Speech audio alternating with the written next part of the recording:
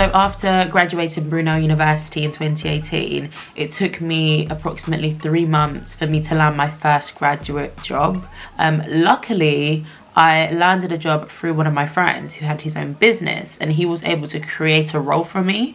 And it was called, the role was creative producer. However, if I was reliant on, big companies, etc., for them to employ me, I probably would have been waiting for a job a lot longer. I was just lucky to have had a friend at the time that was able to give me a job when I needed it the most.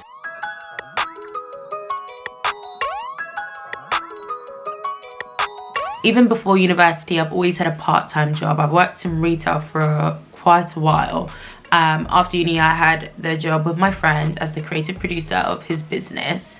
I also have worked part-time for the NHS for the last, coming up to maybe 3 years now. So with that all in mind, working is, you've got to turn up for the job. It's a commitment, and it's just, it can become repetitive depending on the job. It's easy to get bored of doing the same thing over and over again. So I just believe it's good to have your corporate job, your main source of income, and maybe do something that you truly love on the side as well. I think it's important that we all follow what we really want to do in life, what we're passionate about, what we love, because we've got one life and we don't want to spend the whole of our lives doing something we don't want to do.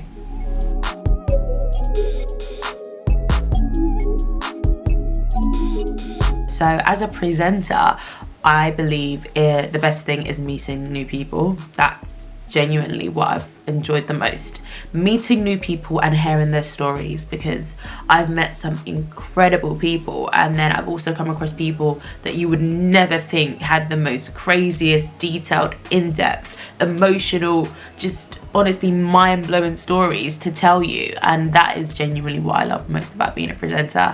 In terms of working for the NHS as an administrator, I guess what I love is just helping patients, because ultimately that's my job, is to help the patients with their needs. It's rewarding that I can support people's lives. A lot of what I do in my life actually helps and benefits other people, but I just feel like that's what makes me happy. That's what my purpose on this earth is, I believe, is to, in some shape or form, make others feel good, make others happy, support others. Because when other people are happy, I just immediately am happy. Yeah, it's kind of infectious, ain't it?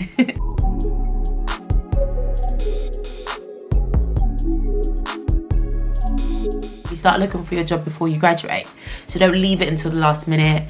Really get an idea of the jobs that are out there for you. Of course, don't lose hope. If you've got a job at the moment, a part-time job, maybe it's retail, maybe it's whatever it is, Tesco, etc., hold on to it, because you're so blessed to have a job right now during this pandemic. So hold on to it until you find your next job. You have to kind of just rock it out and remember what you're doing it for, and hold that at the forefront of your mind. Maybe create a vision board, put it on your phone screensaver to remind yourself every morning what you're doing this for. Save your money, so when you do need to leave your job and start your own business or whatever it is you want to do, you can.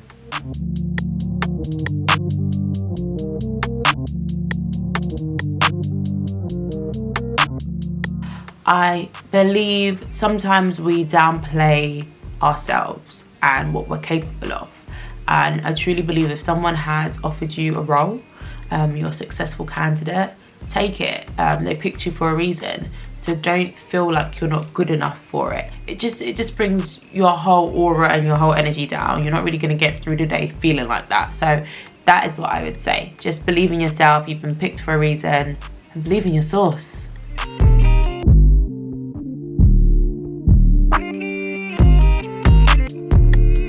I would love to be a presenter like full-time, have my own show on radio, on television and online, and to just be able to give back to the community.